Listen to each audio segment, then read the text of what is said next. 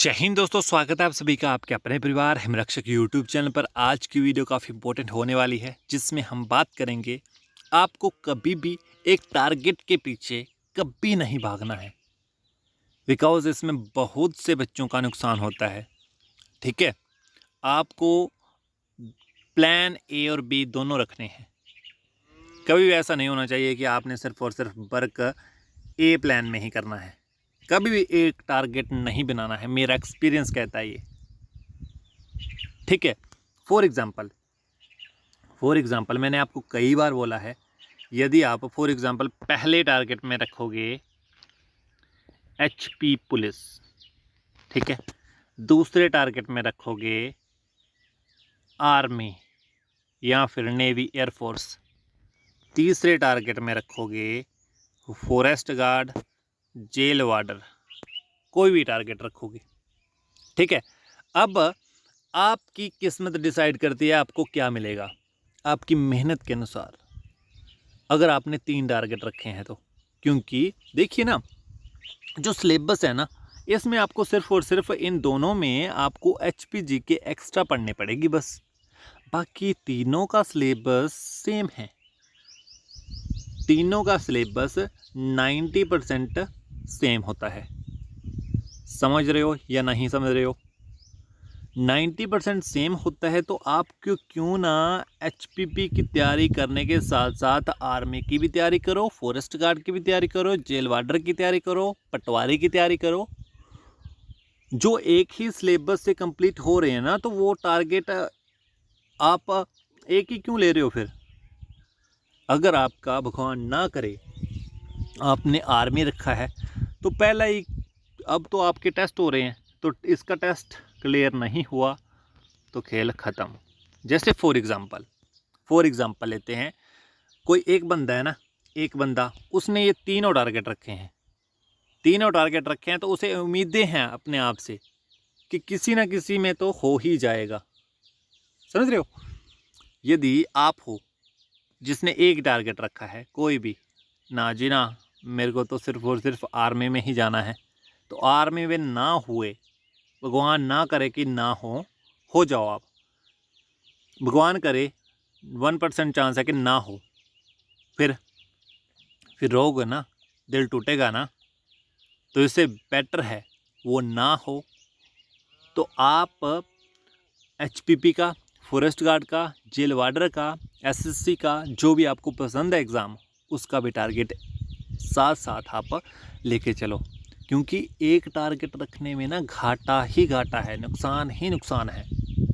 एक टारगेट रखने में भलाई बिल्कुल नहीं है।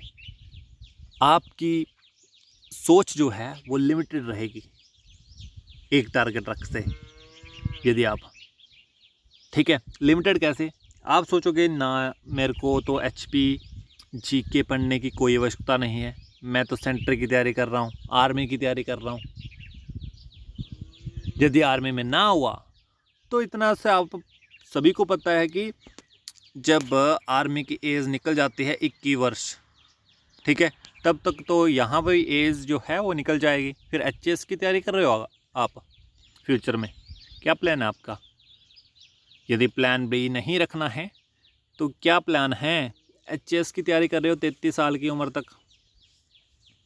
इसमें भी ना हुआ, एक ही प्लान लेकर चले, तो फिर यहाँ पर 21 साल तक आपने एक ही टारगेट रखा आर्मी का, तो यहाँ तक आप 2 टारगेट के साथ चल रहे होते, तो आपका कहीं ना कहीं तो गेम बनती। समझे या नहीं समझे? मैंने एक और बार बताई है आपको बात। फॉर एग्ज़ाम्पल ये बंदा है ना, इसने सिर्फ और सिर्फ टारगेट रखा है आर्मी टारगेट रखा है, बट इस बंदे को भगवान ने इसके लिए सोच रखा है कि आर्मी से बेटर है ये बंदा पुलिस में स्टार लगाएगा, तो इसने एक टारगेट रखा है